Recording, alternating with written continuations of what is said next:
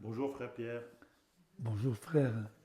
je voudrais te remercier là pour tous les enregistrements que tu nous fais et que Oui, j'essaye de partager avec un maximum de personnes oui, et qui, moi, je le pense profondément, nous font le plus grand bien. ça c'est le plus important. Donc aujourd'hui, je ne sais pas de quel sujet tu voulais nous Qu'est-ce parler. qu'est-ce que tu aimerais toi que je te parle? Peut-être en écho à ce qu'on a dit avant de l'enregistrement, Ah oui, c'est cette intelligence du cerveau qui prédomine sur l'intelligence du cœur. oui, et tout à fait. Moi je disais mon très grand étonnement devant le peu d'applications que je vois dans la vie des chrétiens, quelle que soit la situation dans l'Église, de ces paroles magnifiques de l'Évangile et de l'ensemble du Nouveau Testament. Et il y a à peine quelques jours, Jésus disait aux Juifs, euh, qui pourtant venaient l'écouter et avaient un peu de foi en lui, un peu de croyance en lui, l'Évangile dit ça, au chapitre 8 de Saint Jean, et ça va faire la reconnaissance de plus en plus obligée que Jésus n'est pas un homme ordinaire et qui se dit fils de Dieu, et ils refusent cette reconnaissance. Et Jésus leur dit, et ils refusent de croire qu'il est fils de Dieu, et Jésus leur dit, je sais pourquoi vous voulez me tuer, parce que ma parole n'a pas de place en vous. Je n'avais jamais pris conscience de l'importance de cette phrase-là. Ma parole n'a pas de place en vous. Et notre traduction, c'est ma parole ne vous pénètre pas. Là, nous avons une parole d'un enseignement très profond. Qu'est-ce que je fais Qu'est-ce que je fais de toutes ces paroles que j'entends dans l'Évangile ou dans le Nouveau Testament, ou que je lis en tout cas, comment elles viennent transformer ma vie. Et ces jours-ci, j'ai beaucoup de conversations téléphoniques par rapport au mal qu'il y a dans ce monde. Et comment pouvoir être heureux devant ce grand malheur du monde. Et c'est là que je ne lui ai pas encore répondu, mais je vais le faire après. Le Jésus, au chapitre 17 de Saint Jean, nous donne un enseignement très profond, justement, sur le monde, en disant que le monde ne vit pas selon l'esprit de Dieu. Le royaume de Dieu n'est pas encore établi dans le monde. Et c'est une très grande souffrance pour nous, pour les gens qui réfléchissent un peu, en se disant, mais comment se fait-il qu'il y ait tant de guerres et tant d'atrocités? Alors bien sûr, on est avec Israël et Palestine, avec Russie et Ukraine, et le, Jésus nous dit, le royaume de Dieu, mon royaume n'est pas de ce monde. Où Jésus dit explicitement, quand Pilate lui dit, tu es roi, je suis roi, mais mon royaume n'est pas de ce monde. Si mon royaume était de ce monde, euh, j'aurais des légions d'anges pour me libérer, pour me protéger. Mais mon royaume n'est pas de ce monde. Et il explique la différence qu'il y a entre le royaume de Dieu et le royaume du monde. Le royaume de Dieu est paix, amour, paix, justice, joie et force intérieure. Et tandis que le monde, il est le fruit de toutes les, les, les réalités morales de l'homme qui vit dedans. Et dans le royaume de ce monde, il y a des jalousies, il y a des guerres, il y a des haines, il y a des violences, il y a des persécutions, il y a des injustices. Et c'est pour ça que Jésus dit, mes disciples et ceux qui, grâce à leurs paroles, croiront en moi, ne sont pas de ce monde. Ils sont dans le monde, mais ils ne sont pas du monde. Et ça, c'est une réalité qui est très rarement réfléchie et très rarement vécue, et où très souvent, les disciples de Jésus vivent dans le monde, mais aussi avec l'esprit du monde. Ne pardonnent pas, ne vivent pas dans l'espérance s'il ne faut pas l'espoir motivé sur place.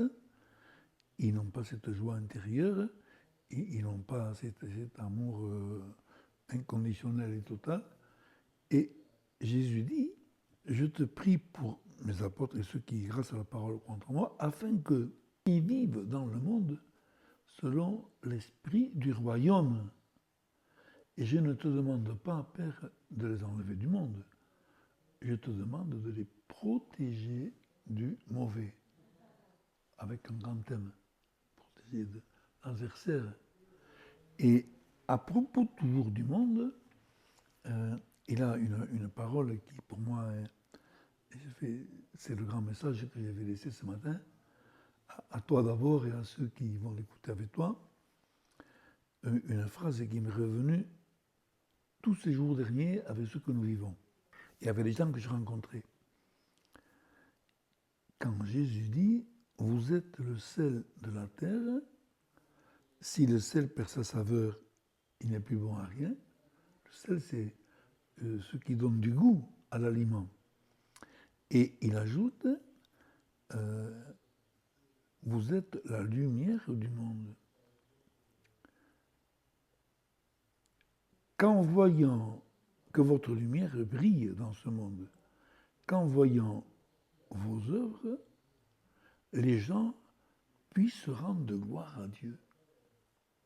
Ça veut dire... C'est pas mal comme mission pour ceux qui cherchent un sens à leur vie. C'est pas mal.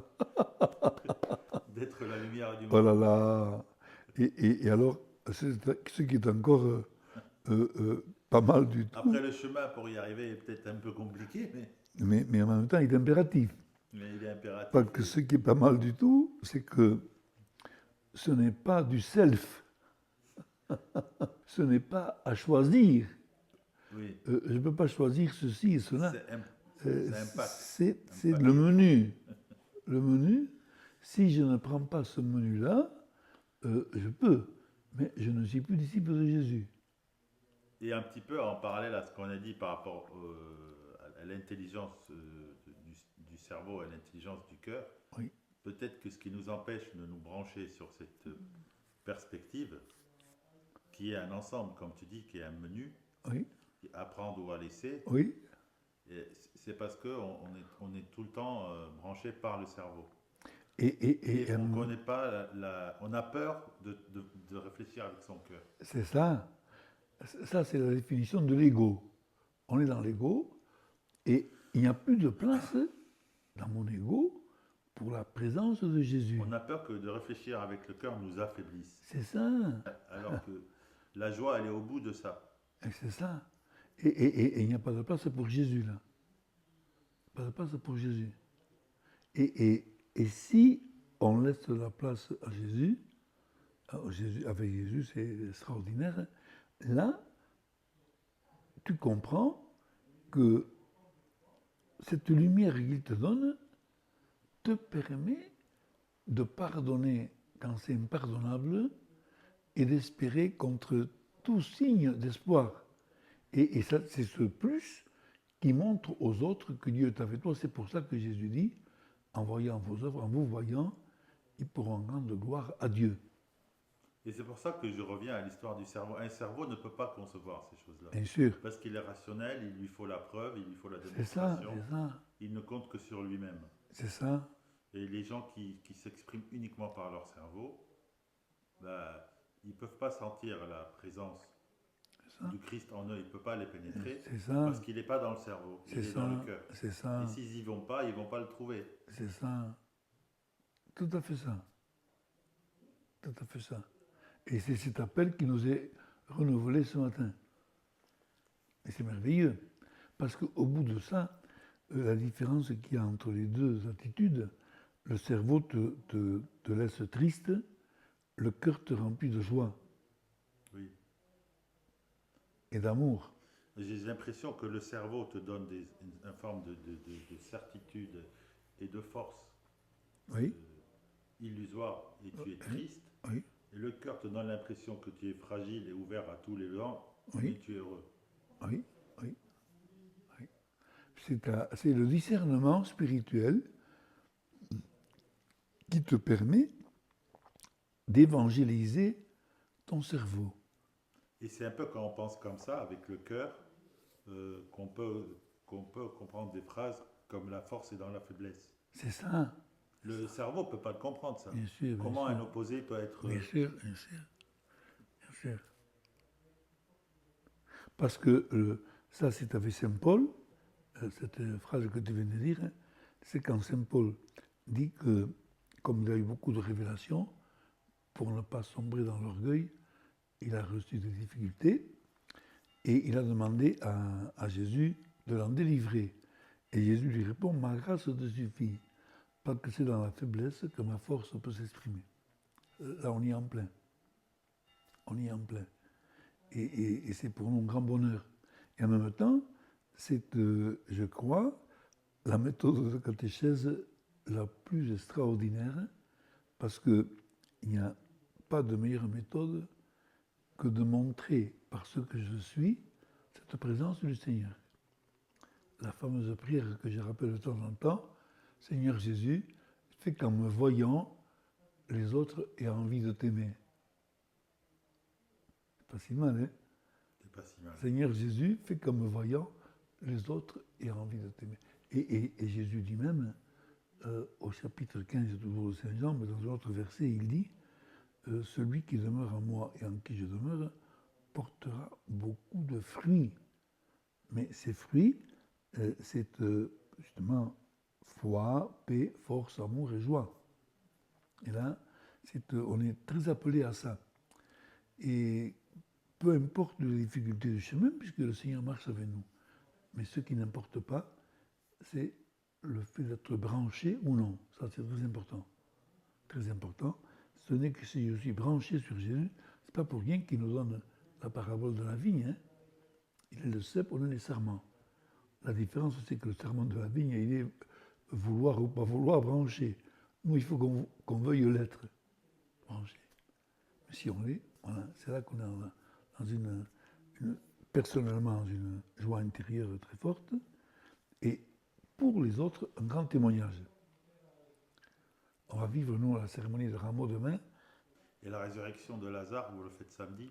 C'est fait déjà. Nous, c'est samedi avant les rameaux. Alors, il y a une différence très grande entre la résurrection de Lazare et celle de Jésus que les gens ne voient pas souvent. Il ne faudrait pas qu'il y ait le même terme. Parce que Lazare, il n'est pas ressuscité, il revit. Et après, il remord. Et il remeurt. C'est à sa remort, sa seconde mort, qu'il sera ressuscité. Ressusciter, c'est très important dans ta question. Là. Ressusciter, c'est vivre d'une vie autre. Tandis que Lazare, il revit, mais on ne sait pas quand, mais il va remourir. Oui. C'est comme s'il avait prolongé sa vie. Et c'est surtout l'occasion pour Jésus de montrer qu'il est Dieu. Puisqu'il dit, je rends grâce à Dieu, je te rends grâce, Père, de n'avoir pas été présent quand il est mort, pour que le monde voie. Il avait guéri tellement de maladies, donc Oui, fait des miracles à des choses déjà très sévères. oui, mais là, Mais les gens n'étaient pas encore morts. Là, il a même ramené la maladie ultime c'est très fort. qui est la mort. Et c'est pour ça qu'il y a eu une foule considérable pour un repas qui a été donné après par Marthe et Marie, ses sœurs. Et Ils voulaient le voir. ils voulaient le voir. Et c'est ça aussi qui a précipité encore la mort de Jésus.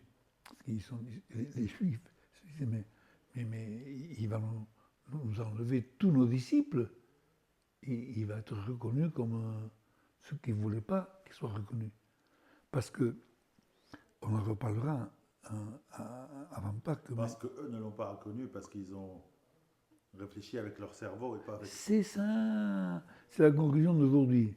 Ils ne l'ont pas reconnu, leur cerveau leur a empêché d'ouvrir leur cœur. Et on reprend cette parole de Jésus, vous voulez me tuer parce qu'il n'y a pas de place en vous pour ma parole. Ou bien parce que ma parole ne vous pénètre pas. Amen. Amen.